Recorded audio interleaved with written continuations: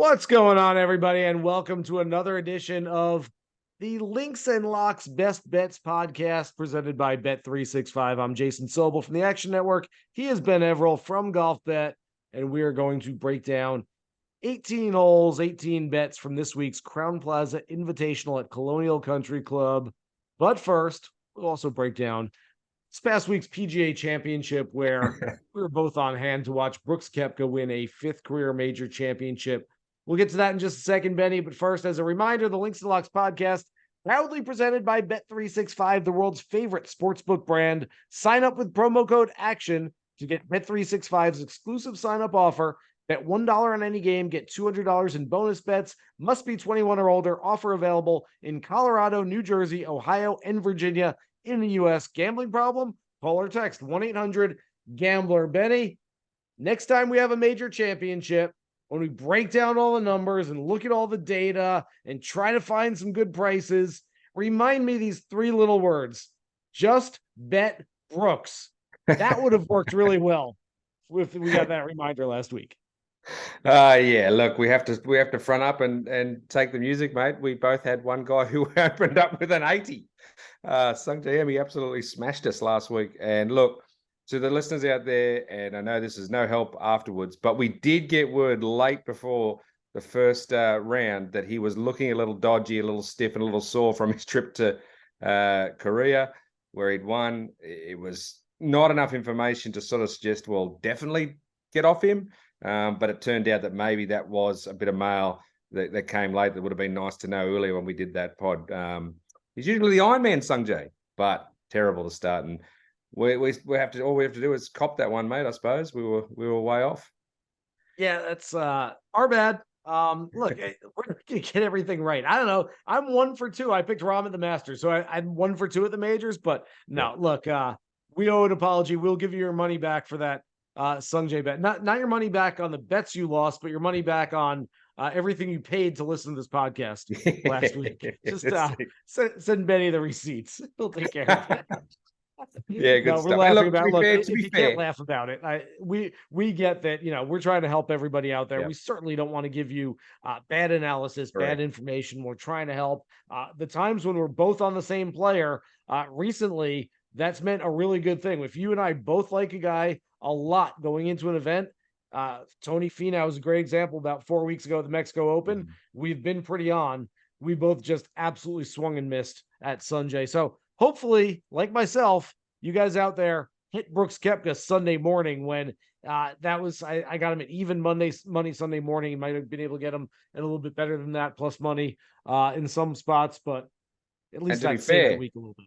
To be fair, mate, a lot of your other picks and some of our other picks of the week, they did very well at the PGA. It was just that big swing that you mentioned that we might have whiffed on a little. But I remember you talking up Keegan Bradley and me, Corey Connors, as long shots. They hung in there a while. Obviously didn't get it done in the end, but were pretty impressive for the most part during the week.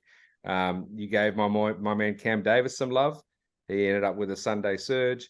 So these are the sort of things that, as I said, stick around for the whole pod. You'll get something good out of us every week. Yes. Good point. All right, let's get to our picks for this week's Crowne Plaza Invitational at Colonial. You know it, you love it, you see it every single year. Just over 7,200 yards. Plays as one of the shorter golf courses. What I like about Colonial is that some of the same names year after year, so it's fairly predictive. There are also some really good comp courses in Waialae, which hosts the Sony Open, Harbortown, host of the RBC Heritage, and TPC River Highlands, host of the Travelers Championship. So I think if you look at around at those three events over the last couple of years, you can find some names that should be on this leaderboard as well. Like I said, 18 holes, making 18 bets as we do every single week during the PGA Tour season. Ben Everill, you're on the tee. You may now swing away. All right, well, I'm just going to go into something real quick first. We've talked about what to do the weeks before a major this season. What about the weeks after? Are we valuing momentum? Are we valuing rest? Are we thinking about whether a guy was flying and went within a whisker of winning, say Victor Hovland? Or are we suggesting that the mental load, etc., that he had will be hard for him to back up from? So we have had this tournament be right after the PGA 3 times in the last 4 years, except for the COVID year. I went back and had a look, and the trend is essentially the guys that were right up in the mix at the PGA tend to struggle when they back up in terms of winning, right? Like the guys that are sort of around the T20 to T40 do well coming into Colonial. And then also we have guys who either didn't play or missed the cut, do very well. So a little bit of caution there with the top numbers this week, especially the two guys who will runner up in Scheffler and Hovland. I really like, obviously, both of them as golfers.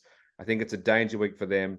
And I think at their numbers, you might want to be holding off a little bit, especially at a plus 400 favorite in Scotty Scheffler.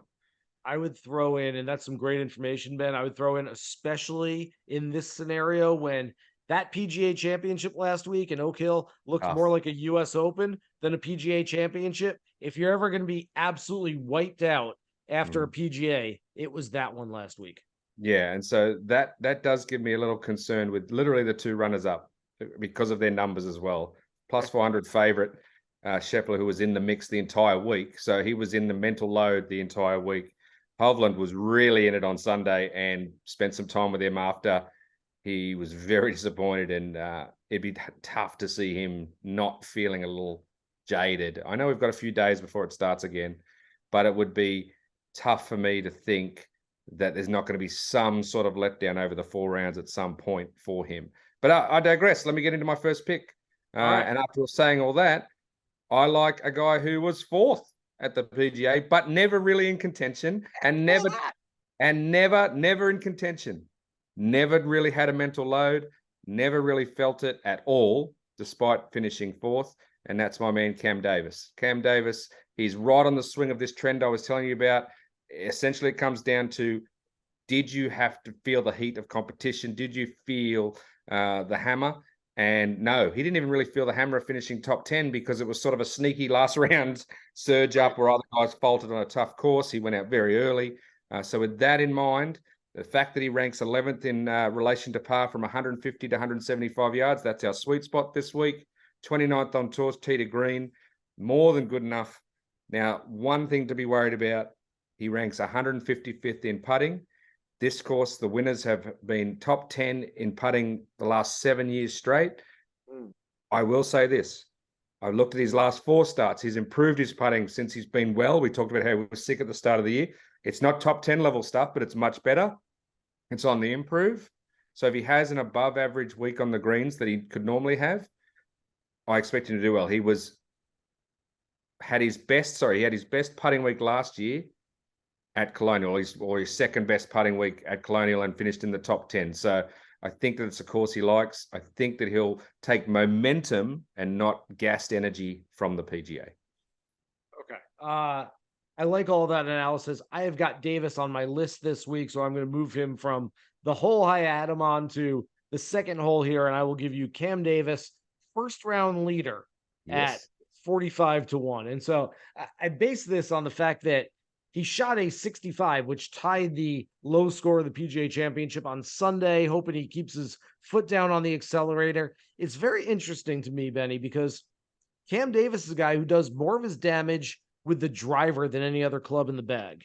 Mm-hmm. And yet he's played really well at Colonial and some of the other comp courses that are shorter courses. I wouldn't think these are Cam Davis type course. I'm looking for him at the Rocket Mortgage Classic, at the 3M Open, places where he can go bang away and not really worry about where it's going. But no, these courses have, look, he's played pretty well at the Sony. He's played really well at the RBC Heritage, 7th last year at Colonial. And so these courses tend to fit his game. I think that at some point, based on that long week at the PGA, he might run out of gas a little bit, but to step on the gas pedal just a few days after that 65, I like him for a first round leader play again at 45-1 for Cam Davis.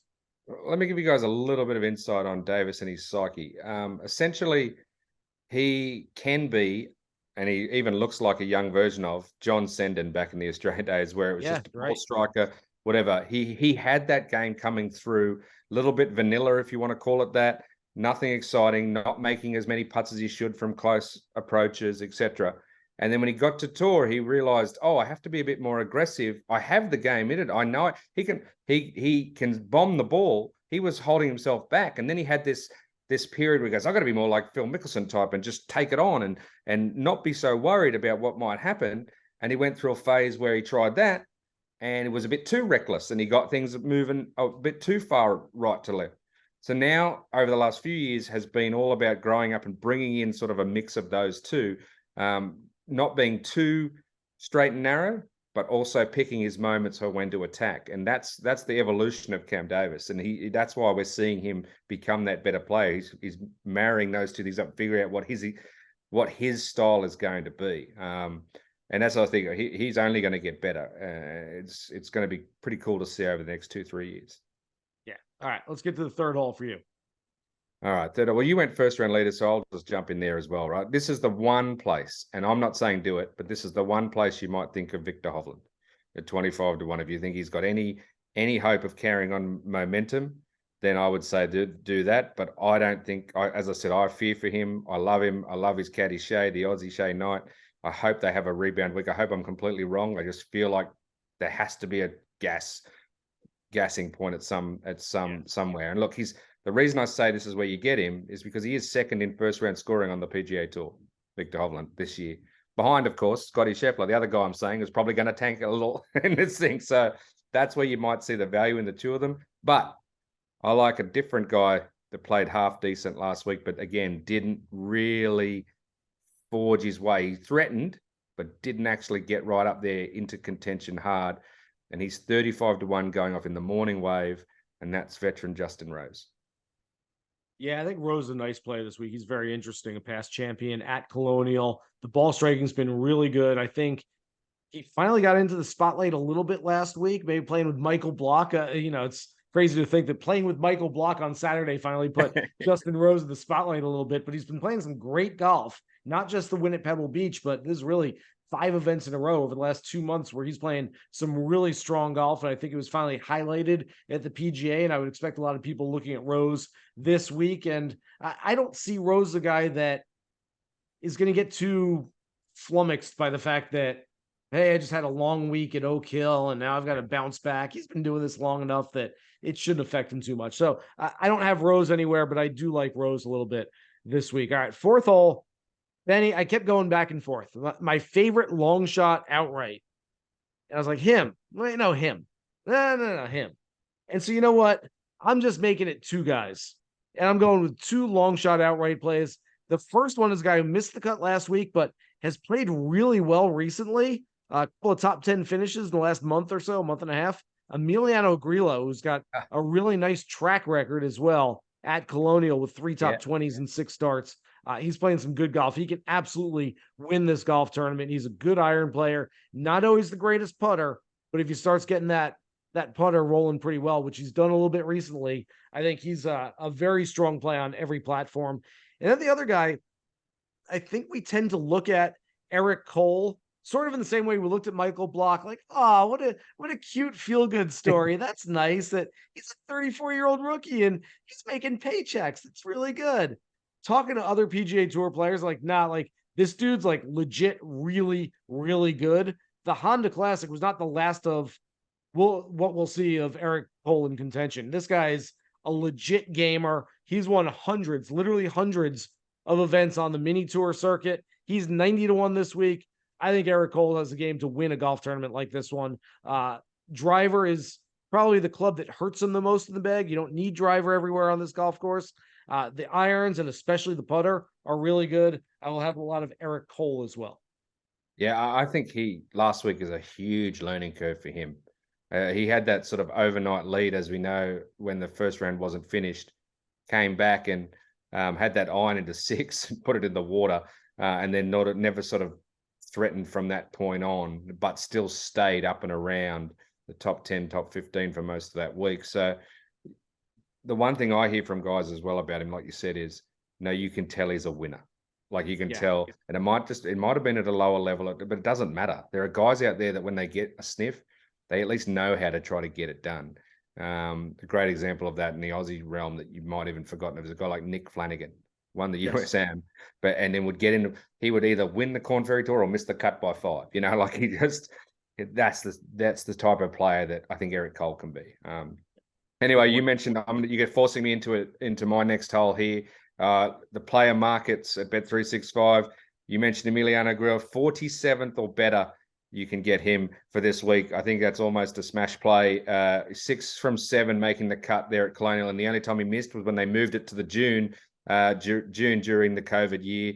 Made the cut every other time.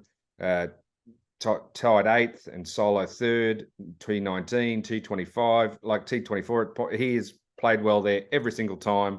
I saw that as the one that just beaconed at me in that player market stuff. 47 or better, Emiliano Grillo at the -120 juice number. Yeah, I like that play. I think that's a smash play. Look, I'm actually probably more confident in that play from you than I am in my player market bet, the player finishing position bets at Bet365. This one, I'm giving it to you for this week at Colonial. It's more of a keep an eye on this guy because I watched him on the range, talked to him a little bit last week. I just think things are going to start coming together. I know it's been a really tough start to the year, tough 4.5 months for Billy Horschel. He has not played very well, especially in terms of this is a guy who coming into the year we thought had a chance to make the American Ryder Cup team. He's not even close to doing that right now. What gets me is the iron play has not been great, but I saw him working with his coach Todd Anderson at Oak Hill last week. I just get the sense that it's going to turn around for Billy, and Billy's always been a momentum guy, so that when we see it start to turn around, jump on it. Now I've got him for this week, 55th or better. So essentially just make the cut at Colonial this week, and he should be paying off those -120 player finishing position bets. Again, it's not one where I'd say smash it by any means, especially at -120, but it's more of a reminder like, hey guys, Billy Horschel is going to be a really good value on the board when we start to see him turn it around. I think it could be this week. He's got a decent track record. 4 of 5 career starts have been better than 55th at Colonial. This could be a week where he starts to play better and where we're looking at him over the next month and a half as a guy who could win. And when he wins, he might win at a 50 or 60 to 1 number. And we go, oh man, why didn't we not play Billy Horschel, who's starting to play better at that kind of number?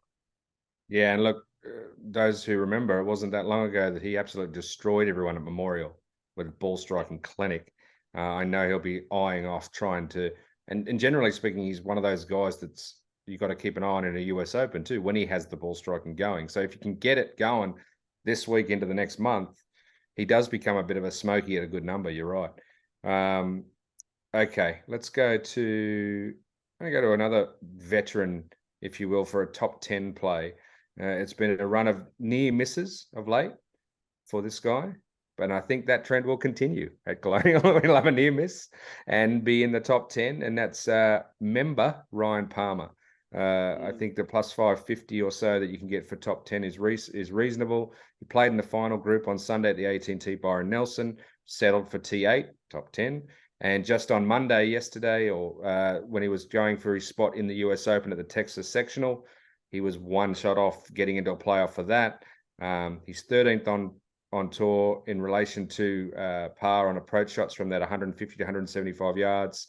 He's got a little bit of momentum from, as I said, playing at his home course. He's done well there in the past. Hasn't won it, but always seems to be there or thereabouts. So I think there's some value there for a top 10 in Ryan Palmer. Yeah, I think Ryan Palmer makes a nice play this week, as you mentioned.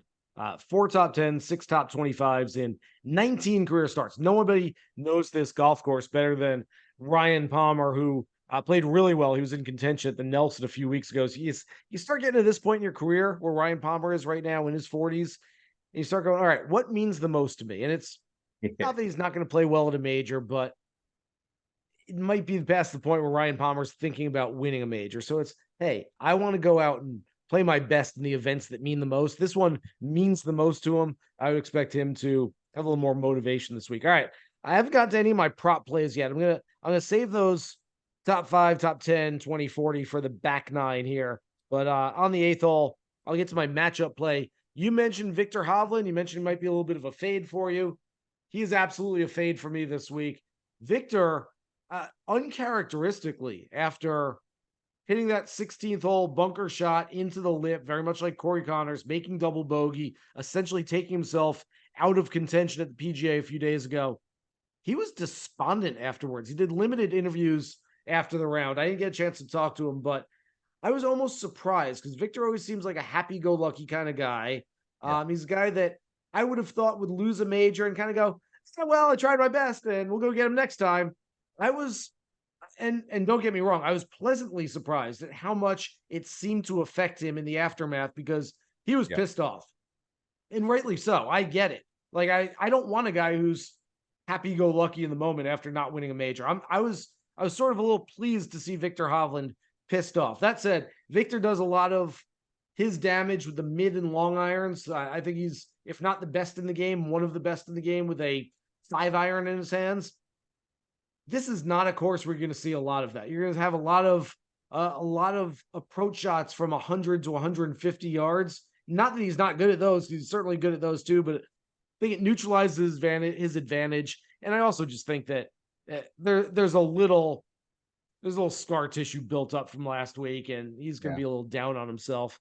I am going to take Collin Morikawa at even money over Victor Hovland. I did not like Morikawa last week. Most of that was based on the fact that I watched him miss the cut at the Wells Fargo, and his putting stroke looked horrendous. I watched a lot of Morikawa this past week, and his putting stroke looks really good. He has had the ability over the first few years of his career to figure things out. Remember, Benny, a couple years ago, he had never played links golf, went to the Scottish Open, missed the cut by a mile, and said, I don't really understand links golf. The way my club goes through the ball, it's so much different. I can't figure it out. A week later, he won the Claret Jug. I mean, it was remarkable how quickly he fixed things.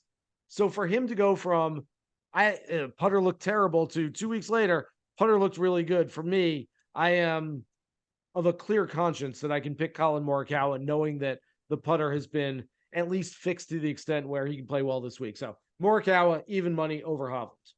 Well, I remember last year we were having a discussion on the pod, and I forget the exact player. It was probably Thomas, or there were 3 big names that we even suggested this might be the week to parlay into a miscut. These big names at big numbers.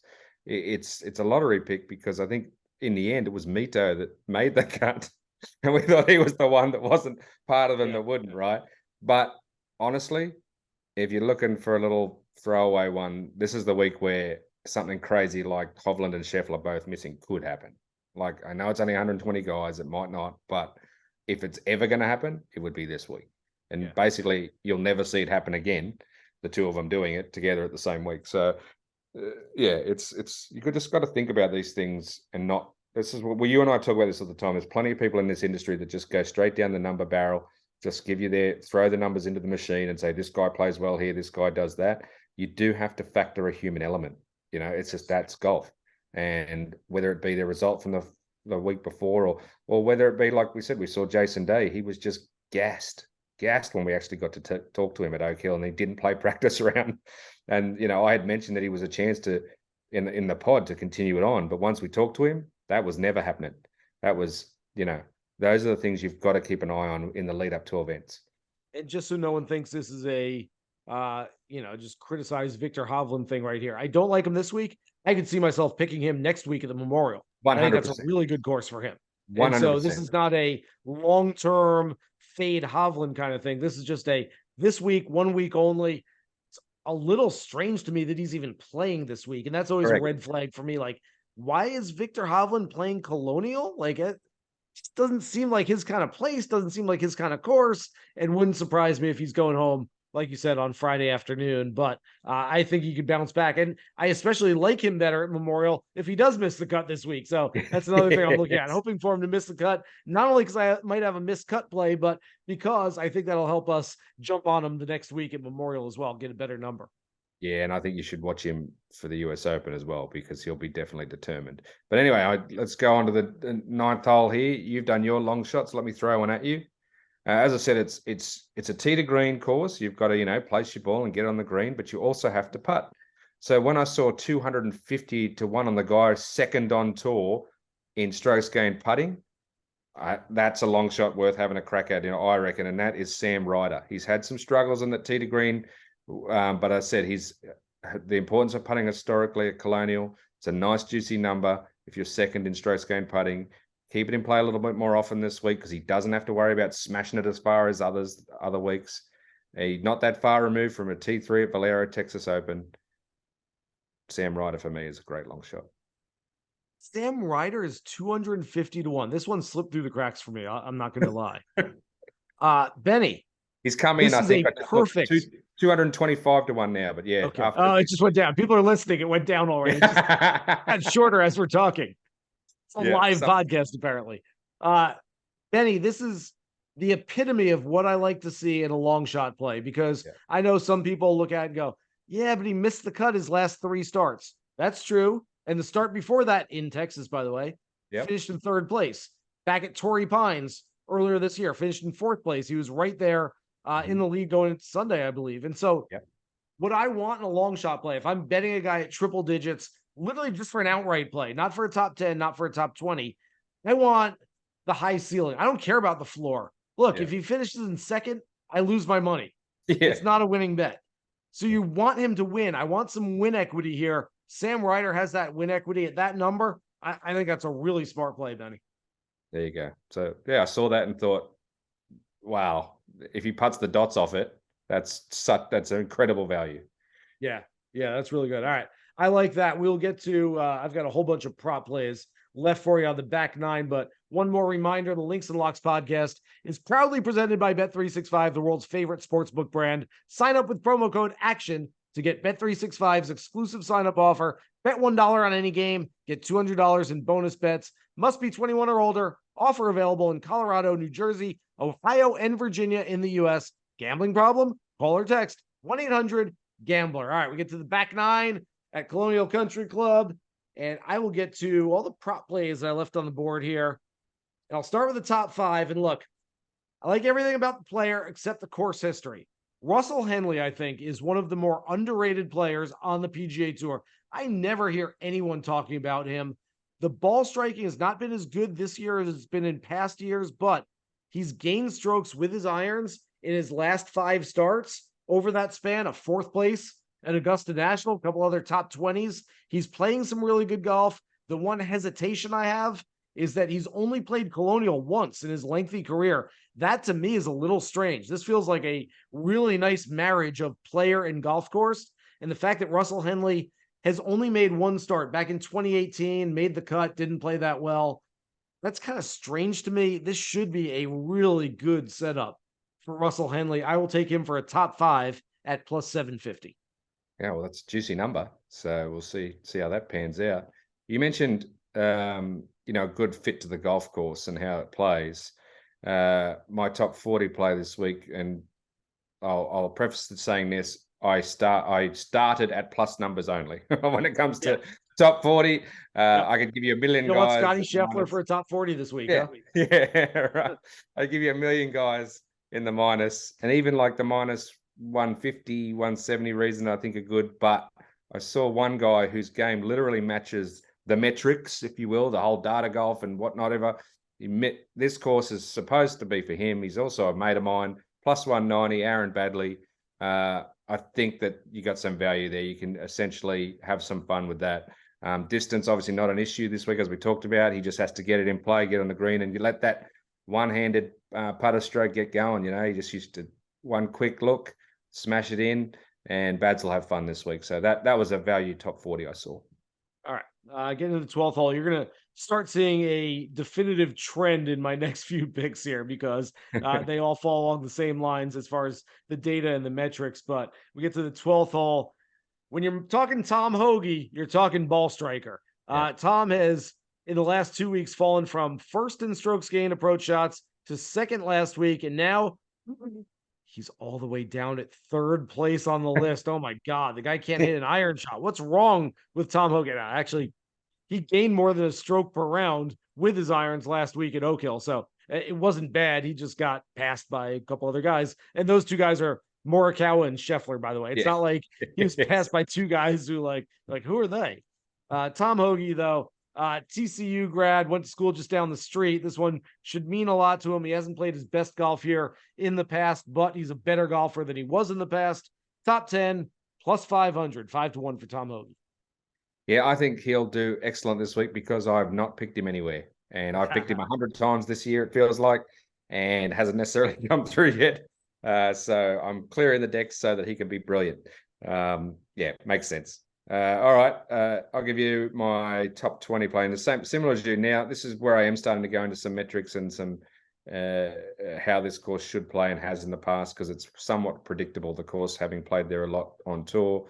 I was hoping for higher odds than this, at the anywhere between plus 200 to plus 250 for this guy. But look, 10th on tour strokes gained putting, reasonably midfield, 70th or so strokes gained tee to green, 12th in driving accuracy, which is important. T8 and 3rd in the last 2 years at Colonial, 33rd on tour in relation to par from 150, 175 yards. Brendon Todd is a guy that is built for this place. I think that, again, will he win the tournament? Probably not. Might you see his name pop up, though, near the top of the leaderboard in the first round or so? Yeah, possibly. If he goes out, I'm blanking here, but he might be one of the very early guys out. If that's the case, I could see him starting pretty reasonable and then hanging around, sniffing around that top 10, top 20 all week. Perfect kind of course for Brendon Todd. As you mentioned, there's some history there, but anytime we're playing a course at 7,200 or less, it's Brendon Todd time, because that's exactly the kind of course that he smashes at. All right. 14th hole, another guy who's just pure ball striker. This guy I've liked for a long time because his iron game is essentially better than anyone else's iron game who's not a superstar. And that's Matthew NeSmith. Now, there were a few guys coming into this year, Benny, who I really liked that didn't quite pop at the beginning of the year. Cam Davis is a guy that was like, I mean, I had him massively high. I thought he was going to be a top 20 player in the world this year. Now, obviously, the illness, the first 6 events of the year didn't play well. We're starting to see it, though. Top 10s of the players and last week at the PGA. Taylor Pendrith is a guy I'm really bullish on. It's been like back and forth a little bit. Hasn't been great. I still think he's going to have a really good summer coming up. Matthew NeSmith is a guy who did not play well. I think missed the cut in 6 of his first 8 starts. It's coming around, though, and it's coming around in a hurry. He was 4th in the team event at the Zurich Classic. Since then, 35th at the Wells Fargo, 30th at the Nelson, 23rd last week at the Byron Nelson, at the, PGA, and he's gained strokes with those irons. The iron play is coming around in each of those events. I'll take Matthew NeSmith to move just a little bit higher, a couple notches higher on the leaderboard, top 20, much like Hoge for a top 10, same number, 5-1 plus 500.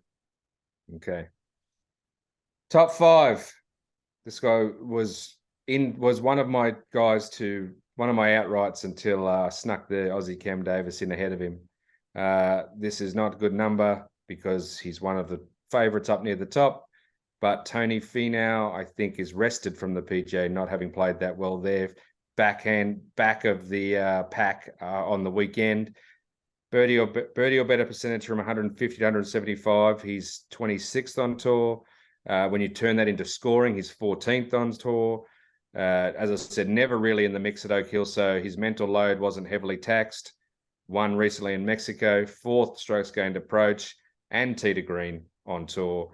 64th in putting, but if he has a decent week, will be a serious contender. I have him as a top 5 option this week. Eddie, I'm starting to wonder if you and I have the same outright play again this week, because there's a name we haven't either of us mentioned yet. Yes. And so, and last week, look, a few weeks ago, we each had Tony Finau in Mexico. That worked really well. Last week, we each had Sungjae Im at the PGA. That did not work well.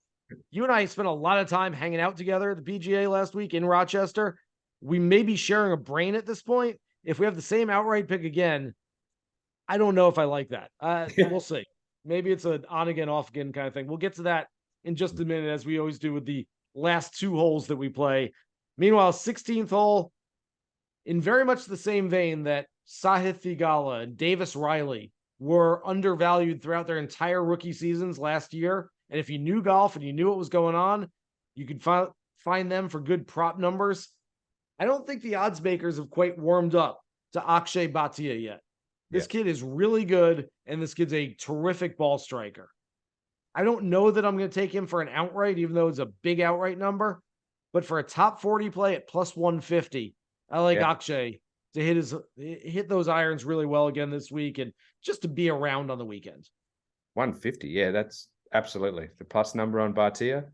Yeah, absolutely. I stopped at obviously I went from, I was going from the bottom up and stopped at 190 for bad. So, but yeah, plus 150. That's a good number for that kid. He will win sometime in the next 18 months. I'll say that. But like either this season or next, he is a winner on tour. No doubt about it in my mind. And now, in terms of winner, we'll go straight to my winner. Here we go. 17th hole. How do I put this? This is a person who, for some people, has been under a cloud the last few weeks, but not for me. I think that there was proof that he is absolutely fine, 100% fit, and will play very well in his native Texas. Jordan Speith is your winner this week. I knew it was coming. Look, in terms of birdie or better percentage in that sweet spot, I said he's ranked 9th on tour. He was hacking balls out of that rough at Oak Hill with no problem with that wrist. I'll just say that. I feel like at the same token, he wasn't really in the mix at Oak Hill, so never really got a huge load. He obviously got to take the week off before the PGA. He's a little bit rested. He's going to a place where he is the number 1 all-time money leader at the Colonial. Won more money there than anyone else as a former champion. This is the last chance he'll get on this specific layout before they get in and smash the place up and tear it apart for a redo. I think that Jordan Spieth's been toying with everyone, and he's going to be a smash play this week. And I'll be stunned if he's not there come Sunday. This is unbelievable. You and I have to stop hanging out so much together. We hung out pretty much every night last week. For those who are new listeners to the pod, or if you need a reminder, you and I do not talk before the podcast. We kind of talk with, hey, what time works for you? Okay, we'll record at that time. That's it. We don't talk about our plays. We don't look at each other's writing. We don't want to know. Mm-hmm. I have on my card right here, Jordan Spieth as my favorite outright play. I wrote it in my preview at Action Network already. That's unbelievable that you and I have the same player for many of the same reasons you said. First of all, to use an injury term from another sport, he was questionable going into the PGA Championship with that wrist injury. He showed that it's not bothering him that much, and it's getting better because he had descending scores. I think he went 73, 72, 71, 69. That's 69 in the final round. I was doing early round coverage on Sirius XM PGA Championship Radio over the weekend, and we were following Speith and DJ. You think his wrist was hurting? He was out driving Dustin Johnson on a regular basis at Oak Hill. That's really impressive for a guy who's gained distance. Now, he doesn't necessarily need that distance this week, but it certainly doesn't hurt. Jordan's playing well. He's got everything going in the right direction right now. And I'm going to defer to a mutual friend of ours. That radio that I was doing is being hosted by our friend Fred Albers. Fred Albers, I will contend, has seen more of Jordan Spieth playing golf in person over the last decade than anyone not named Michael Greller or maybe Sean or Chris Spieth, Jordan's parents. He has walked a lot of golf with Jordan. He told me, and this wasn't me asking for a pick, but he just said, Jordan's about to play some really good golf. It's coming for him. If it's good enough for Fred, it's good enough for me. Jordan Spieth, 14-1 this week. I love him outright at Colonial, a place where all he's done in 10 starts is a win, 3 runner-up finishes, a bunch of other top 10s. He loves this course. I can't believe. So we've literally just been smashed by the same outright, and we're going back to the well. But let's hope this is that Tony Finau week, right?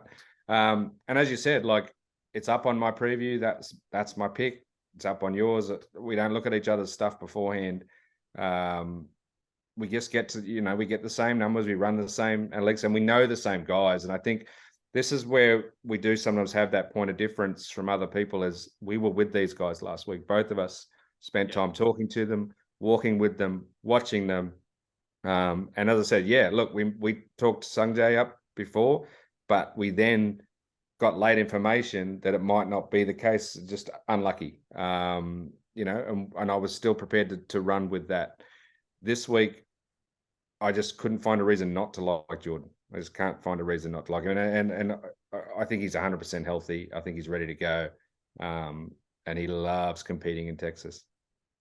If Jordan opens with an 80 this week, like Sungjae did, you and I might have to split up for a week. We might have to literally not do the podcast together next week. But do it for us, Jordan. Don't leave us hanging. So That is the Links and Locks Best Bets podcast presented by Bet365. Remember, you can find our podcast wherever you find your favorite podcast. Download, subscribe, rate, and listen every single week during the entire PGA Tour season. For Ben Everill, I'm Jason Sobel. Good luck with all your bets for this week's Crown Plaza Invitational at Colonial. Here's hoping you hit the green.